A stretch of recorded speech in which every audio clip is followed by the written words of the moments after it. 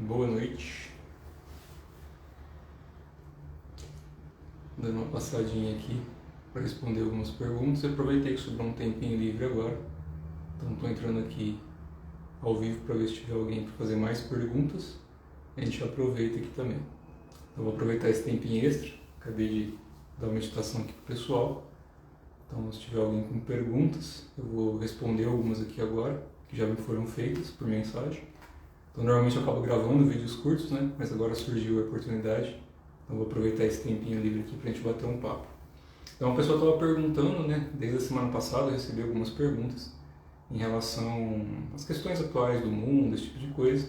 Mas esse assunto já ficou bem batido em relação ao que a gente discutiu aqui a última vez. Então tem alguns vídeos lá que eu gravei, tá lá no YouTube. Então lá já está explicando um pouquinho. A pessoa está com muito medo, né? Em relação a fim de mundo, em relação à guerra, apocalipse, essa coisa toda. A gente está vendo isso acontecer, então não é uma coisa se vai acontecer, está acontecendo. O problema é que a gente sempre pensa nisso como se fosse uma coisa do dia para a noite em que vira uma hecatombe e acaba tudo. Isso é quando a gente começa a usar outros artifícios, né? Foi o caso da Primeira e Segunda Guerra, que a gente viu aí que chegou ao que chegou. Então se vai chegar dessa vez ou não tem como responder isso. Qualquer pessoa um pouco mais séria não vai ficar instigando as pessoas a sentirem mais medo. Porque se eu falo que vou, tem gente que descamba, faz tudo jogado às traças aí e desdenha em relação àquilo que pode viver de bom. Então, na verdade, a única coisa que a gente tem é para ter certeza de que a gente vai morrer. Seja através de guerra, seja através, sei lá, dirigindo um carro, atravessando uma rua, de qualquer forma, a gente vai morrer. Agora, a forma como a gente vai usar a vida, que é essa questão do que a gente está aqui encarnado para fazer, isso não dá para desdenhar. Que é aquela questão, né, que eu já expliquei para algumas pessoas um tempo atrás, acho que sempre vale a gente comentar isso de novo, que é a questão do que a gente entende como Deus, literalmente dito. E lógico, como eu sempre digo, não sou dono da verdade, né, então aqui a gente está batendo um papo, não sou mestre de ninguém, nem vou pôr um turbante na cabeça para falar essas coisas. Então quando a gente pensa no conceito de Deus como um velho barbudo, que está no céu ou no espaço, né, eu não sei o que o pessoal entende como céu, então que está em algum lugar diferente de onde ela está, e que é um velho barbudo com um martelinho na mão. E você entra, você sai, você vai para o inferno, você vai para o céu. Então, em relação a isso, a gente tem que tirar esse conceito um pouco mais enraizado em crendices e entender que, sim, em todas as tradições antigas, em todas as formas de religião sérias, e religião, como eu já falo aqui há muitos anos, religião é no entendimento de religare, que não vem do latim, né? A palavra religião vem de religare, que é o mesmo sentido de yoga, ou yoga, a mesma coisa, que é o sentido de conexão. Então, quando alguém pergunta para mim, você é religioso? Depende. O que você entende como religião? Como a gente adorar um outro ser, ou como a gente voltar para o coração e fazer um ensinamento acontecer. Então, se for em relação ao ensinamento, sim, eu considero religioso. Se for em relação a adorar alguma coisa ou alguém, não. Aí já não casa muito no perfil. Então, essa questão de Deus é muito da pessoa, é muito do que acredita, é muito do que sente. Agora, desvalorizar essa questão de ancestralidade, desvalorizar a família, isso é um conceito um pouco equivocado de espiritualidade. Não é a gente desdenhando o mundo, ou o planeta Terra, ou qualquer coisa, que a gente se torna melhor. Porque o pessoal fala tanto de espiritualidade, né, e quando começa a fazer prática interna, ou quando começa a desenvolver alguma faculdade, o pessoal chama de paranormal, ou qualquer coisa nesse sentido, começa a endeusar ou a si mesmo, ou endeusar ainda assim alguma outra coisa. E aí começa a se perder de novo do caminho.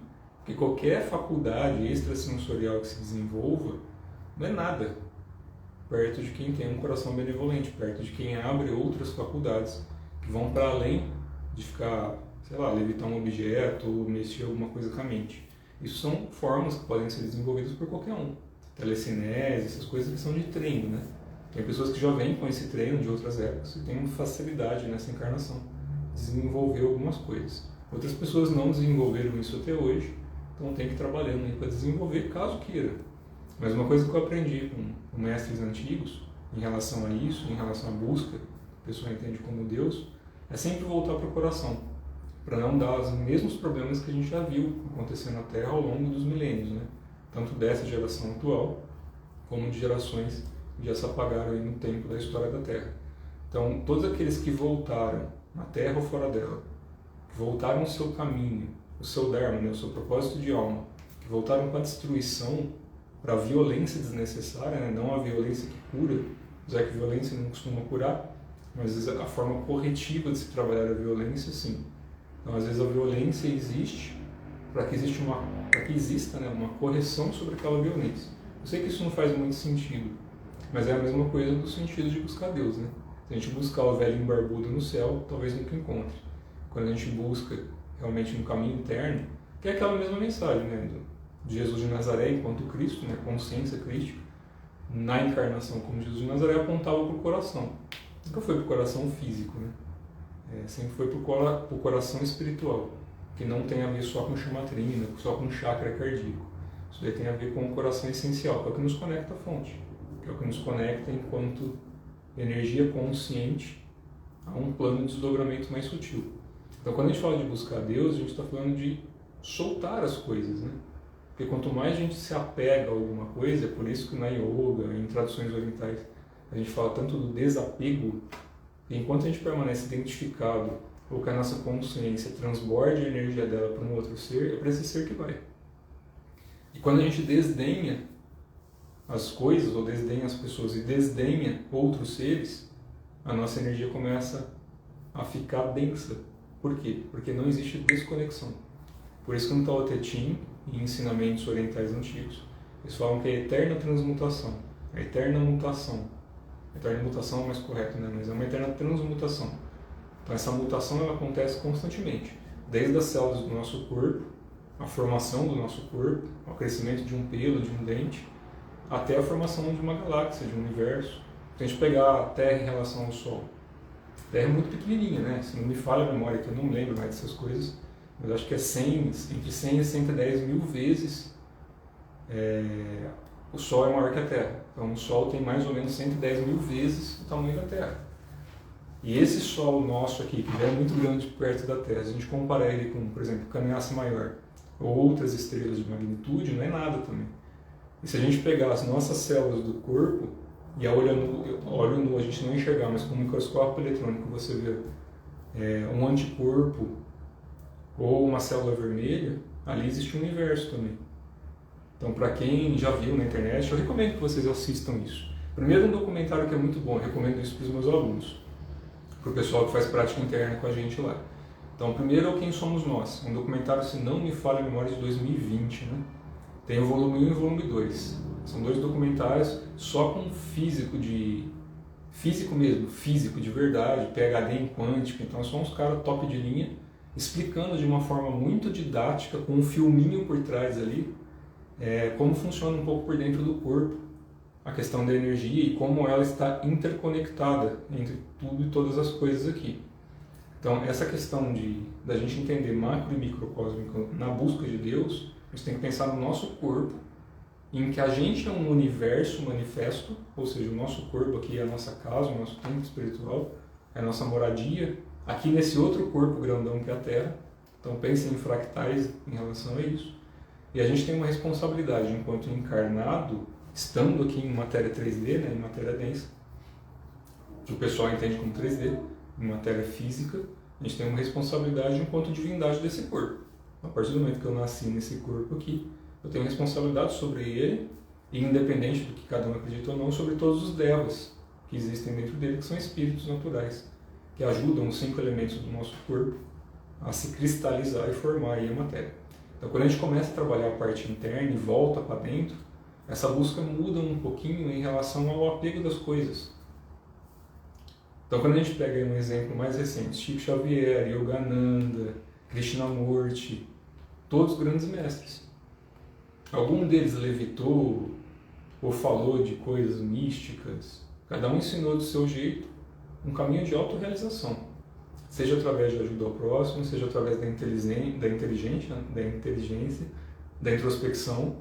E Krishnamurti, que para mim eu tenho um puta respeito por ele, um amigo espiritual, né? Krishnamurti é um amigo espiritual, de encarnações passadas também. Então Krishnamurti, quando a gente pensa nele lá no passado, na época de Buda, ele trouxe toda essa bagagem de conhecimento para cá, nessa última encarnação dele como Krishnamurti, e explicou isso de uma forma muito didática, fazendo uma investigação sobre a inteligência, fazendo uma investigação sobre a essência das pessoas. E ele foi muito pouco entendido na época dele, por motivos óbvios, né? Krishnamurti ele ia muito além da década ali que ele começou a ensinar, se não me falha, na década de 70, coisas mais para trás, eu não me recordo mais a época que ele estava vivo. Ele desencarnou há poucos anos atrás, em relação às últimas décadas, tá?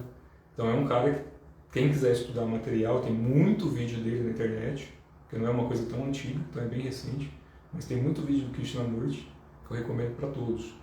Assim como as coisas do Chico Xavier aqui no Brasil, que ficaram conhecidas mundialmente, né? E o Chico também, um irmão espiritual aí que trouxe um conhecimento, uma humildade como exemplo, que poucos mestres tiveram.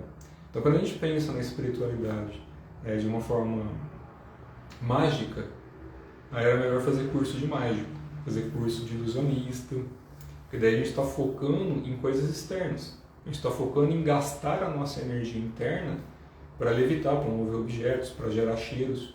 Se isso for necessário e for o propósito de alma da pessoa, for o dharma dela, isso vai se manifestar no devido momento. Então, conforme os espaços vão abrindo ali, isso tende a acontecer. Mas se não é o propósito de alma da pessoa, é desperdício de energia. É que nem quando a gente treina manifestação de energia externa. Para que você vai usar aquela energia? Para quebrar um tijolo ou para curar uma pessoa? Você vai usar isso para gerar alguma coisa construtiva ou para gerar destruição? Que é a diferença de quem vai lutar, né? Vamos imaginar que você é um lutador, você vai para a guerra. Imagina na época de antigamente. Então você vai para a guerra. Aí ali não tem jeito, ou você defende seu vilarejo ou sua família, ou todo mundo morre. Então as pessoas não chegaram num comum acordo antes disso, que é onde vem essa parte da introspecção. A gente fazer uma reflexão, voltar para dentro e entender quem está ali. Que daí fica mais fácil a gente corrigir, né?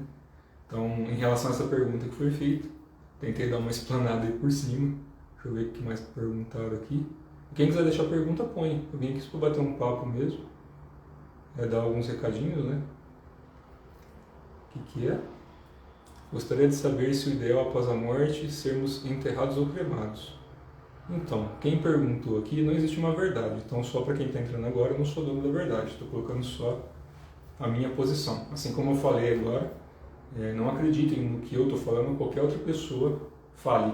Busque um método para você realizar e chegar na sua percepção clara disso. Isso é o mais importante. Porque senão a gente fala uma coisa ou diz uma coisa, a pessoa coloca ferro e fogo como aquilo uma verdade super espiritual e depois acaba se perdendo. Então a minha verdade é a forma como eu acesso hoje dentro das coisas que eu pratico, tá? Então em relação à cremação, se eu for pensar em mim, eu prefiro tacar fogo. Põe fogo ali, já carboniza, enterra o que sobrar de pó ali, joga na água e está tudo bem. Isso economiza tempo e esforço em relação a alguns sentidos, pensando em dissipação de energia. Mas pensando assim, em desencarne de uma pessoa que não conseguiu um desenlace tranquilo, foi uma coisa mais abrupta, ou a pessoa está muito apegada ao corpo físico, muito apegada à matéria, a maior parte das pessoas ainda não tem um desprendimento suficiente para ver o próprio corpo sendo cremado se você ainda tem a percepção de você estar ali. Por que eu estou explicando isso? Porque tem algumas pessoas que desencarnam com apego tamanho ao corpo que ela basicamente ela não consegue nem sair direito, ela acha que ela está ali ainda. Aí sai, olha, volta e fica uma confusão ali. Não vou entrar no mérito, mas os guias, os mentores não ajudam? Ajuda. Estou falando de uma pessoa que é leiga, ou que tem muito medo, né? Externamente é uma pessoa que se pronuncia muito bem, mas na hora que põe a ferro e fogo ali, se perde no caminho. Então, tem muita gente que desencarna que ainda tem um apego muito forte ao corpo. Se existe esse apego muito forte, você manda cremar, para algumas pessoas isso é muito agressivo. Por quê? Porque a gente tem um período de ajuste entre o desenlace do corpo físico, quando rompe o cordão de prata, até a pessoa estar ali, normalmente ou num plano de recuperação, que normalmente é o que acontece, ou acaba parando em outros estados de consciência ali, um pouco mais densos, até que consiga limpar isso. Se é uma pessoa que já está desapegado, que vem de tradições, como é na Índia, que lá eles cremam tudo mesmo, já está na cultura. Então, quando a pessoa desencarna, ela já tem um preparo que foi feito anteriormente para isso. O que eu recomendo normalmente é que dê aquele intervalo de 7 dias, né? Isso é é importante cada um sentir. Tem pessoas que desencarnam, já desenlaçam e já vai trabalhar direto, vamos dizer assim, né? Não vai ficar aí em nuvens cósmicas pairando no ar. Tem outras pessoas que já desencarnam e tem um tempo de recuperação. Então não dá para ter uma resposta única para todo mundo. cremação ou enterro depende muito da pessoa. Não tem uma regra, depende muito. Deixa eu ver outra pergunta.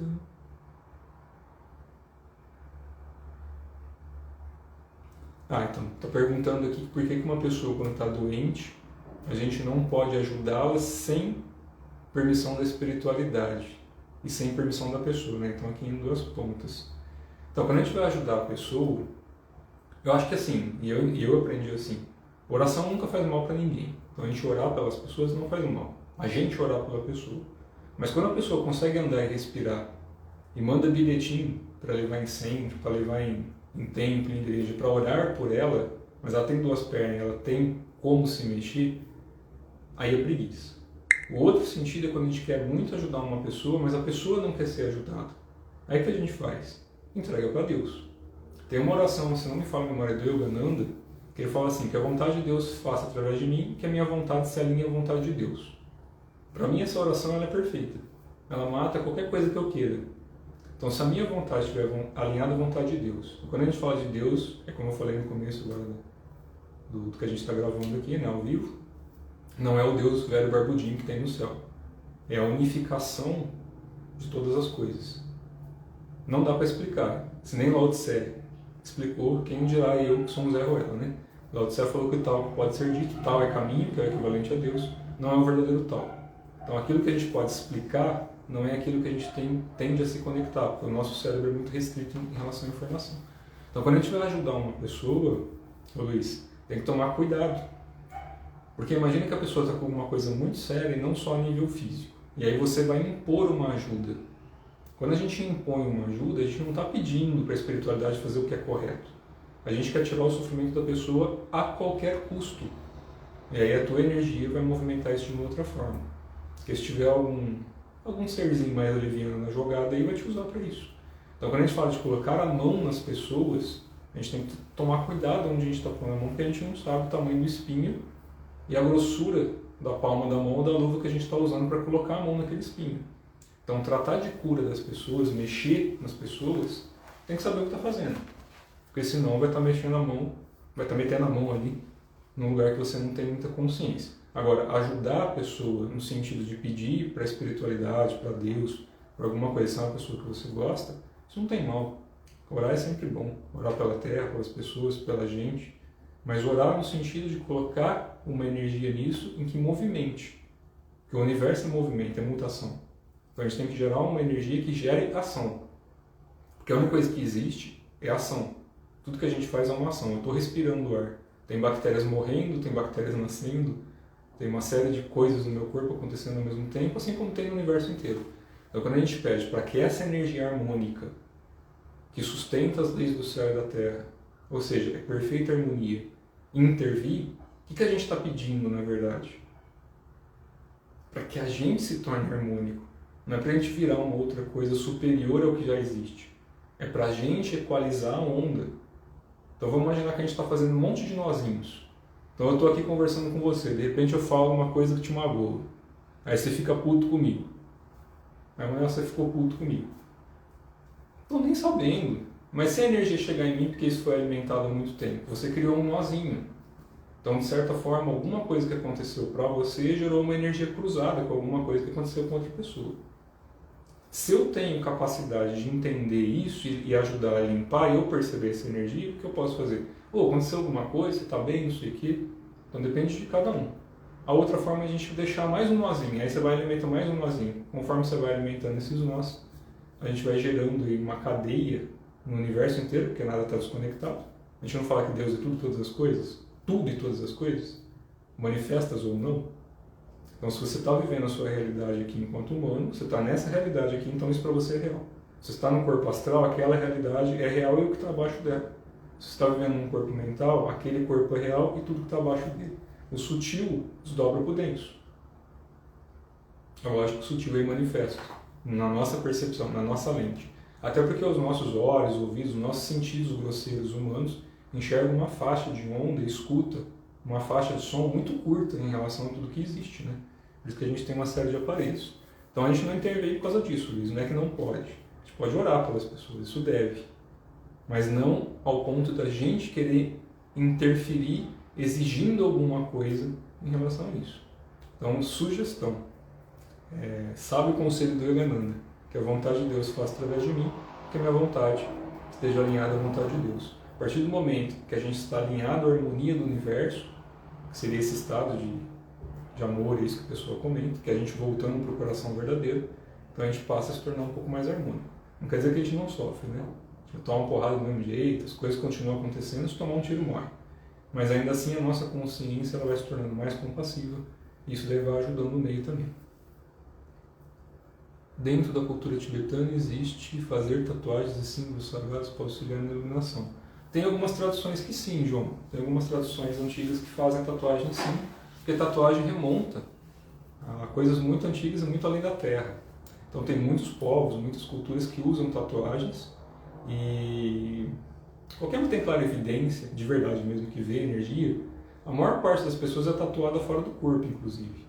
Então, por exemplo, quem recebeu alguma iniciação de símbolos que mexe com estrutura real de geometria sagrada, de simbologia, no corpo astral e em alguns outros corpos, quando a gente olha, está cheio de tatuagem, que são aqueles símbolos vivos, porque ela recebeu uma outorga de uma outra energia a manifestar no corpo físico dela uma energia equiparativa ao corpo astral que está armazenando aquela informação simbólica.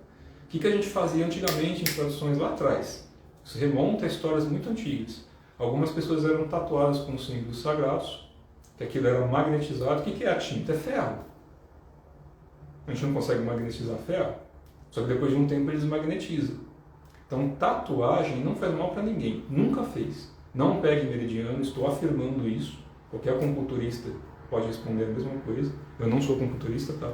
Falando pelo que eu conheço e vejo. Eu já perguntei, eu tenho amigos particulares que são acupunturistas, médicos chineses que moram lá em Taiwan.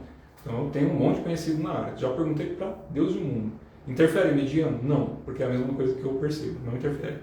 Senão também eu tenho várias tatuagens e tenho amigos que têm tatuagem do pescoço para baixo inteiro no corpo. Então estariam mortos, porque eu teria fechado todos os meridianos do corpo. A questão da simbologia sagrada é complicada. Primeiro que a pessoa tem que saber o que é simbologia sagrada e no que ela está se metendo. Não é porque cultura antiga, qualquer coisa que a gente tatua tem uma energia que é ressonante à tua energia ancestral. E aí que está a jogada da coisa. Por exemplo, eu tenho tatuagens, a maior parte das tatuagens que eu tenho são símbolos budistas e taoístas. Porque é coisa que eu tenho identificação há muito, muito mais tempo do que esse corpo aqui existe. Então são coisas para mim que eu olho e vejo e me remetem a coisas boas. Que é diferente, nenhuma tatuagem tem arrependimento nenhum. Tem de Buda, tem 4 Budas nas costas. Não me fez mal. Então depende de como a gente trata o corpo. O fato é que quando a gente desencarna no corpo ectoplasmático, durante um período de tempo, e eu vou enfatizar ectoplasmático, ou seja, o corpo astral ele é flexível em relação ao nosso corpo material, então ali você consegue alterar a forma, tanto é que muita gente desencarna em pouquíssimo tempo. Na nossa percepção de tempo aqui, já está com um aspecto mais jovem quando vai se recuperando. Tatuagem, óculos, adereço, quem pinta cabelo, pinta unha, ou de repente não tem um membro do corpo, a energia tende a se equilibrar. Se você já sabe trabalhar com o seu corpo astral, você já sabe trabalhar com o ectoplasma no mundo astral, então tatuagem, você fazer assim, ela assumir ou não fazer, não faz diferença nenhuma. Só que tem pessoas que desencarnam e precisam sustentar aquela aparência. Por exemplo, Chico Xavier, vamos imaginar ele desencarnado. Tem muita gente que vai buscar ele no plano astral com aquela forma física da encarnação dele como Chico Xavier, independente de todos os outros que ele teve, inclusive como mestres de outras linhagens. Então, vai buscar a forma em que a pessoa, na última encarnação, quando ela desencarna, vai buscar na linha de tempo. Então, tatuagem, tem tradição budista, que eles chamam de tradição dos Budas tatuados, os monges tatuados, tradição dos monges tatuados. Acho que é lá na Indonésia, eu não me recordo mais. Que eles fazem tatuagem, inclusive, quem quiser ir lá, vai lá e eles tatuam. Você dá lá alimentos para eles, dinheiro, eles tatuam. Eles não sustentam a mesma coisa que a gente está falando de linhagem em outros sentidos, mas eles fazem tatuagens com símbolos sagrados. Símbolos para guerra, símbolo para proteção, símbolo para prosperidade, e eles emanam mantras durante a confecção da tatuagem e magnetizam aquilo ali, que fica durante um tempo. Tanto é que nas traduções deles, até onde eu me lembro, não tenho tanto contato com isso, de 1 em 1 ano a pessoa deveria magnetizar essa tatuagem indo até os mestres. Então, para quem não mora na mesma região deles, fazer esse tipo de tatuagem é só simbólica. E simbolismo é o que manda, né? Então, se o seu símbolo, aquilo que você fez no seu corpo, te remete a coisas boas, não faz mal. Se te remete a coisas ruins, corrige. Porque hoje em dia não é tão difícil assim. Vai doer? Vai. Mas tem que corrigir aquilo que não faz bem. Ou se aquilo que está no seu corpo te serve de lição de vida. Uma cicatriz é uma tatuagem. Ah, mas não vai cortar o meridiano? Não corta. O que acontece é que aquela região, assim como uma queimadura solar, uma queimadura na panela, uma tatuagem, uma cirurgia, quando a gente rasga a pele ou a gente queima a pele, aquela região, quando a gente olha energeticamente, aquela região fica machucada. Então a camada energética daquela fica mais achatadinha ou ela cria uma abertura, uma ruptura na malha. E aí a gente vai trabalhando, quem tem mais energia restaura mais rápido, quem tem menos vai restaurando mais devagar. Mas tudo tem como ser restaurado. Por exemplo, na medicina chinesa, usa-se gua sha. Sempre recomendo que o pessoal use bucha vegetal para tomar banho, para fazer raspagem da pele, que a gente vai fortalecendo. As pessoas precisam de lembrar uma coisa que esquece, que pele é órgão. Vocês não estão tatuando a roupa, vocês estão tatuando um órgão no corpo de vocês. Assim como eu tenho tatuagens. Você está tatuando o seu órgão. Tem que saber trabalhar esse órgão. Qual que é a manifestação da pele? Baço, pâncreas e estômago. Além de outras coisas, claro, né? Vamos ver aqui se tem mais alguma coisa, que daqui a pouco eu tenho que sair. Se tiver, deixem pergunta, eu estou caçando aqui.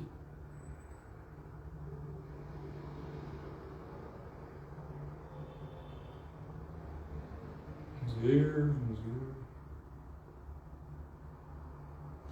Em relação... Sim, sempre houve simbolismo, né? Em todas as tradições, em todas as coisas.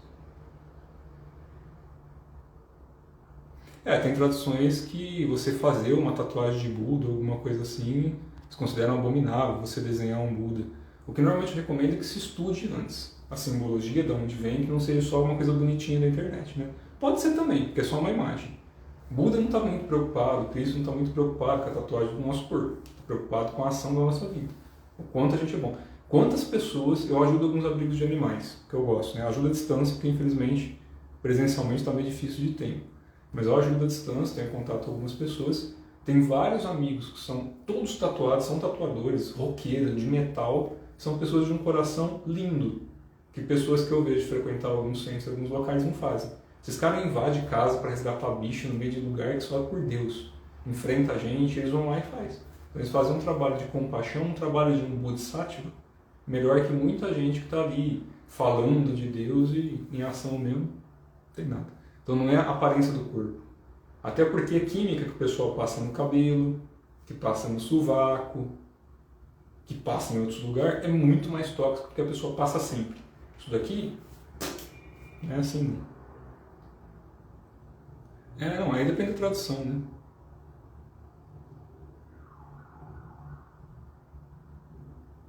Então, diferença de canalização, corporificação e incorporação.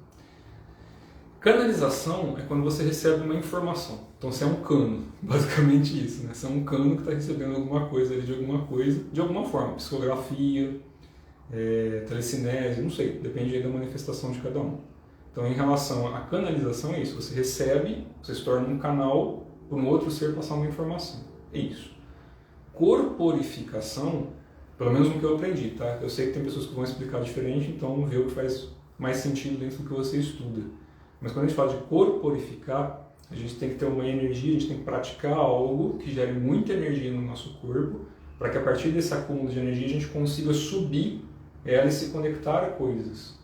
Então a gente cria uma conexão, que é da onde vem o religare, que é da onde vem a yoga. A gente quer abrir espaço no corpo, manifestar essa energia e a partir desses canais sentir essa conexão. Então a gente está corporificando uma energia, a gente está trazendo a nossa consciência em relação àquela energia. É como se você buscasse a divindade através de você mesmo. E a incorporação, aí tem muitos níveis de incorporação, que é mais usado no Umbanda, normalmente quando vai falar disso. E aí o pessoal fala que tem 3 tipos de incorporação, né? De médios que são inconscientes, então a entidade vem, acopla na energia, não entra dentro do corpo, esse negócio de entidade entrar dentro do corpo não é assim. Então ela acopla a energia dela no médium e ele apaga completamente. Então a entidade domina a pessoa, que não é tão comum hoje em dia. A maior parte das pessoas hoje em dia são semiconscientes. Então a entidade acopla a energia ali, ela está consciente, mas só recebe parte das informações e a maior parte é a entidade que está ali realmente passando algumas coisas. E tem os médios, que é o que vai acontecer mais daqui para frente, já tem várias pessoas que são assim também, que a gente permanece 100% consciente. Então é muito mais próximo da corporificação, que é quando você está consciente porque você já tem energia para isso, mas essa consciência sua, você está em contato contínuo com essas entidades que trabalham dentro de uma egrégora específica. Se você pegar no taoísmo, na própria Umbanda, em tradições budistas antigas, que não eram tão religiosas, tinham monges específicos que eram o equivalente a médios de Umbanda. Então eram médios que, de acordo com a tradição normalmente mais taoísta, né? No budismo se perdeu um pouquinho a explicação tanto sobre isso hoje em dia. Sei que se explica, então não estou criticando não, mas algumas coisas estão se perdendo. Em algumas traduções você tem um médium, que ele é um médium, dentro de tradição oriental, que tem o contato com os espíritos. Então ele se especializa dentro de uma prática, dentro de algo que ele tem realização, ele se especializa em contactar o mundo espiritual. Então normalmente são os monges que trabalham com oráculo, com cura e com outras coisas de acordo com o propósito e o dharma deles. Tem outros que vão se especializar em outras coisas, vão se especializar na parte marcial, vão se especializar em tratar pessoas, vão se especializar em algum campo dentro daquilo que eles aprenderam e cultivaram para manifestar. 5 egos? O que é 5 egos? Não sei. Ego é ego, né? Não sei se existe 5. A gente tem os 5 sentidos, né? 5 sentidos geram uma consequência para que alimente o ego. Ego todo mundo tem, sempre vai ter. O ego não é dissolvido. A gente tem que parar a mente, né, que a gente fala. E parar a mente não tem a ver com não pensar. O não pensar é uma consequência de você parar a mente. Porque a mente é todo estado externo. A palavra mente, não vou entrar em questão de dicionário, tudo pensando em linhagens, em coisas que eu aprendi. Mente, eles explicam que é tudo e todas as coisas externas. Então toda a matéria externa, tudo que a gente tem de identificação externa é mente. Então quando a gente começa a praticar algo interno, a gente está tirando o poder da mente. Por quê? A gente pode ter a mente como uma ferramenta de percepção, uma ferramenta para a gente estar aqui no mundo manifesto, para a gente ter a percepção externa da gente mesmo de uma outra forma. Que é mais ou menos o que eles explicam, né? Que Deus experimenta a si mesmo de todas as formas. Mas isso daí se perde de novo naquela frase do Lao Tse, né? O tal que pode ser dito não é o verdadeiro tal. Então, se a gente entrar muito nesse conceito, se perde. Mas a gente não tem a quebra da identificação. A gente vai buscando essa energia e a manifestação dela. Como desenvolver a mediunidade? Buscando algo que te faça feliz e que não enche o saco dos outros. Começa por aí. Que é o que eu falo assim, se a pessoa está passando fome, está toda ferrada, tem que buscar alguma prática, algum meio, alguma coisa que pelo menos atire do primeiro estágio de sofrimento. Que as pessoas buscarem a espiritualidade na intenção de sofrer, então você está levando a doença só para um outro nível. Porque ainda não existe muito o conceito das pessoas buscarem essa parte interna que não seja para adquirir algo em troca. Então a gente tem que pensar que quando a gente entra num caminho de cultivo interno, de qualquer tradição, lógico que no começo a gente sempre busca isso porque a gente está sofrendo. Então a gente quer sair do sofrimento, sem problema algum. Mas para quem já está chegando no ponto de algumas perguntas, quer se desenvolver, então eu entendo que esse desenvolvimento vai além do sofrimento. Então a gente não vai entrar em algo espiritual, porque se a gente não estiver ali, a gente vai sofrer. A gente vai entrar ali porque a gente quer ajudar mais pessoas e a gente mesmo. Aí o que acontece quando a gente entra com um propósito diferente, que é realmente de se ajudar e ajudar as pessoas? Toda a espiritualidade se move, porque os seus nozinhos que eu expliquei lá no começo começam a ser desatados. O que é os nozinhos? Onde você deixou a tua energia. Então a partir do momento que a gente está movimentando a energia universal, a gente está desenvolvendo mediunidade. Por exemplo, para quem pratica linhagens sérias de yoga, tem os ensinamentos das asanas, que são posturas, tem os ensinamentos dos pranayamas, que são respirações, e tem os ensinamentos meditativos, que é para o desenvolvimento da parte mais introspectiva interna, para a pessoa começar depois, para quem é de linhagem iniciática, que ensina isso, para começar a trabalhar em outros níveis. Para quem trabalha na Umbanda, por exemplo, vai desenvolver lá Temba, vai ter que estudar pra caramba para começar a aprender a se desenvolver para não mistificar. Porque infelizmente se perdeu em muitas traduções antigas a unificação do interno e externo. Então muitas pessoas querem se desenvolver só externamente, então buscam só meios de resolver todo tipo de problema externo, mas internamente está todo machucado, não consegue limpar isso, porque nenhuma entidade vai entrar dentro do teu coração e falar, estou limpando aí para você. É sempre uma opção nossa. Então, quando a gente pede ajuda para entidade, para espírito, não importa o nome que a gente dê. Por exemplo, para a Umbanda é Exu e Pombagira. No budismo e taoísmo, de algumas vertentes, é Mahakala e as Dakins, que são os guardiãs. E Mahakalas, que são os guardiões. Então sempre tem a questão do guardião trazendo um caminho reto. Então quando a gente fala de desenvolvimento mediúnico, a primeira coisa que a gente tem que entender é que se a gente está mexendo com a vida das pessoas, tem responsabilidade sobre isso. Então se a gente não usar de novo aquela oraçãozinha do Yogananda lá, que a vontade de Deus faça através de mim, que a minha vontade esteja alinhada com a vontade de Deus, a gente faz merda aqui. Porque a gente sempre quer curar as pessoas, que nem o Luiz falou lá, né? Como é que eu faço para ajudar? Por que a gente quer tanto ajudar assim? E por que a gente quer tanto prejudicar alguém? Por que a gente quer ajudar uma pessoa e prejudicar a outra? Porque uma nos causa um sentimento, uma emoção boa, e outra uma emoção negativa. Quando a gente começa a trabalhar como médium, a gente tem que tirar essa identificação primeiro. Lógico que a gente pode começar a trabalhar a mediunidade já trabalhando mesmo, ajudando as pessoas. A gente vai se lapidando conforme a gente percebe também o sofrimento do outro. O problema é que muita gente entra nesse desenvolvimento mediúnico de qualquer tradição, desde parte espiritualista, espírita, sei lá, de Umbanda, de taoísmo, de budismo, não importa onde, ou de estudos ocultistas, vai com um propósito que não é da própria iluminação, despertar do próprio coração. Então, se o propósito não é despertar o próprio coração, como é que a gente vai tirar o outro do sofrimento se a gente está sofrendo também? Como é que mais com mais vai dar menos? Então a gente tem que ter um sinalzinho positivo, que se o outro tiver negativo, pelo menos a tua energia consegue ajudar a transmutar aquela. Aí a energia do universo gira. Se a gente pensar em microcosmos, a gente não tem dentro os elétrons, os nêutrons ali, que eles vão gerando eletricidade, magnetismo? E se a gente for, de repente, um átomo senciente, que toda vez que a gente ajuda ou atrapalha alguma coisa, a gente está gerando corrente de energia? E que isso move muitas outras coisas, só que a gente entende isso no conceito de bem ou mal. A gente entende isso no conceito de que a energia vai criar algo. E, na verdade, quem cria é a nossa intenção. Né? A gente coloca a nossa intenção e o que vai estar acontecendo. Sim, Luiz, dá para praticar. Na verdade, não acaba, né? Aqui na Terra a gente pratica o que dá para ser praticado aqui. Quando a gente está fora do corpo físico, as práticas são infinitas. Por isso que os mestres falam que prática é infinita, não acaba. Porque mesmo em planos muito sutis ainda há coisas para desenvolver. Mas não da mesma forma como a gente desenvolve aqui na Terra encarnado. Né? São dimensões diferentes onde a energia é transbordada de forma diferente. Para quem estudou os ensinamentos do Patanjali, se não me falha a memória, que eu vi isso daí há muito tempo atrás. Eu não consigo lembrar tudo agora de cabeça. Mas nos ensinamentos dele lá atrás, em um dos livros, ele fala que quando veio trazer as asanas para cá, que é a mesma coisa do Qigong, que é a mesma coisa de linhagem de alquimia séria, e não algumas coisas que eu estou vendo hoje em dia que está feia.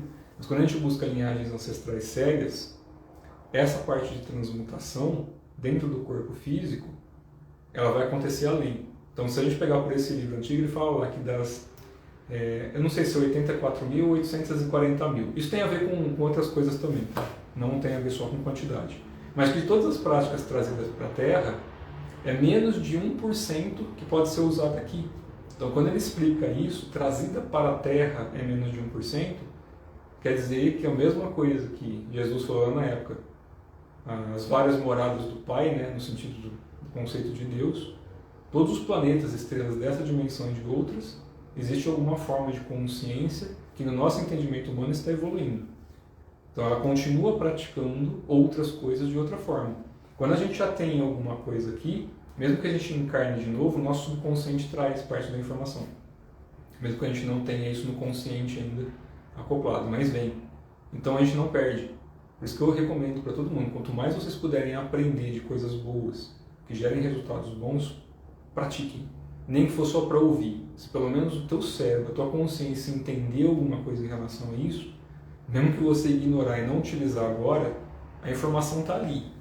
Então, se em algum futuro, se em algum momento você precisar da informação, a forma como ela entrou no teu campo neural aconteceu. É lógico que a gente tem que dar abertura para as coisas entrarem, né? Por isso que para algumas pessoas funciona e para outras não. Porque quando você faz aquilo desdenhando, quando a gente está no mundo desdenhando o mundo, como é que a gente quer se tornar um ser ultra espiritual, que vai ajudar a humanidade. É isso que eu não entendo com o pessoal que às vezes vem buscar certas coisas, que fala, não, porque eu quero me tornar um mestre. Tá, pra que você quer se tornar um mestre? Só para falar para alguém que você é um mestre?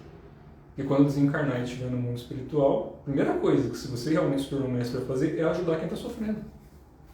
Seja aqui na Terra ou fora dela. Ah, mas é muito mais fácil ajudar de lá. Tudo bem.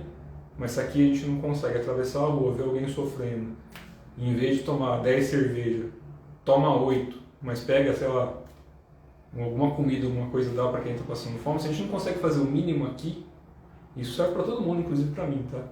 De repente a gente faz muito pouco em relação ao que a gente pode, pensando em espiritualidade, em ação. Não é em coisas lá para frente, de quando a gente se tornar algo, não. Porque se a gente sabe que esse algo existe, que a gente é parte desse algo, que Deus é tudo e todas as coisas, então tanto quem está fazendo merda aqui no mundo, quem está fazendo coisa certa, está no mesmo barquinho. Se a gente consegue pegar pelo menos aqueles que estão de cabeça baixa, e aí, Luiz, em resposta também, aquela pessoa que está na rua sofrendo, ela está de cabeça baixa. Então a gente ali tem campo para trabalhar. Não porque ela está em sofrimento e a gente é melhor do que a pessoa, mas porque ela quer ajuda. Que é diferente quando a gente vai, de repente, na casa de um parente ou de outra pessoa que impõe a ajuda que quer. E aí não acontece a ajuda. Porque você só está tapando um buraco criando outro, né? Então, como perceber quando o guardião nos orienta?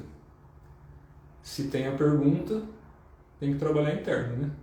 Tem que desenvolver internamente para você saber que não está viajando na maionese. Como saber? Não tem uma resposta. Por que reencarna, Luiz? Mas a questão de reencarnar, se a gente pode desenvolver de lá, é porque a gente está lá também, mas está aqui. Lembra que eu comentei que Deus está experimentando a si mesmo em todos os aspectos de onda, só que a nível inteligível nosso aqui não dá para explicar, porque o nosso conceito humano fica muito retido no que a gente pode tocar, ver e sentir.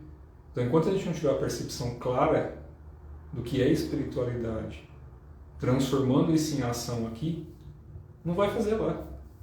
É bem simples. Por quê? Tem nó aqui ainda. Se a gente está encarnado, todo mundo, não quero nem saber. O Chico Xavier, que o Chico Xavier falou que também estava resolvendo coisa aqui, do jeitinho dele lá, mas falou. Assim como todos os mestres. Um não foi atacado na cruz, o outro não tomou flechada.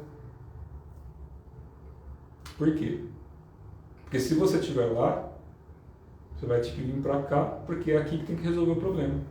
Ah, mas lá eu sopro na orelha.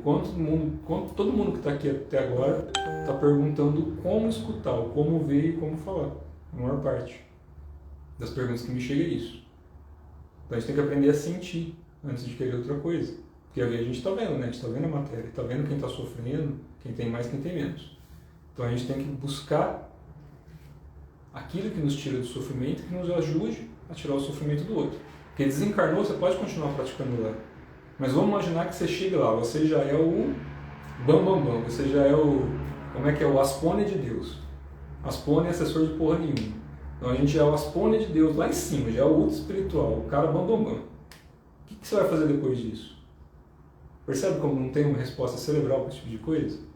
Então quando você está numa percepção de que você é uma divindade, tudo que rege, que faz parte de você enquanto divindade, enquanto estiver em desarmonia, o seu fluxo de energia está desalinhado. Então, assim como os nossos chakras físicos, os nossos órgãos, o nosso corpo tem uma alteração de energia, sempre que você percebe isso, você busca um equilíbrio da energia. Então, a gente busca tentando trazer esse equilíbrio. Dá para fazer isso o tempo todo? Completamente humilde, 24 horas por dia? Eu gostaria. Se alguém tiver uma fórmula mágica, me ensina. Eu também estou aqui para aprender. Então, o que a gente tem que ter é, primeiro, disciplina, depois, propósito. Qual que é o objetivo? Você quer desenvolver virtude mesmo? Depois entender que todas as suas cagadas que você fez para trás tem como corrigir, desde que primeiro se desculpe. Não importa se você fez alguma coisa boa ou ruim para alguém. Se você entendeu isso, já começa um processo de transmutação. Entendeu, começa a agir correto a partir dali. Está agindo correto, a energia começa a movimentar, porque já não tem mais dois menos. Aí a gente tem um sinal de mais e um sinal de menos. Então já dá para ir transmutando energia. Agora, enquanto a gente faz alguma coisa, sustenta essa coisa, e vai esperar alguma coisa do futuro resolver, então você continua esperando o futuro reencarnar aqui na Terra para resolver. Beleza, pessoal? Vou ter que sair agora, que eu tenho compromisso. Já estão me chamando aqui agora. Então, boa noite para vocês. Acho que deu para responder um pouquinho. É sempre possível a gente faz mais lives, tá bom? Abraço, boa noite, pessoal.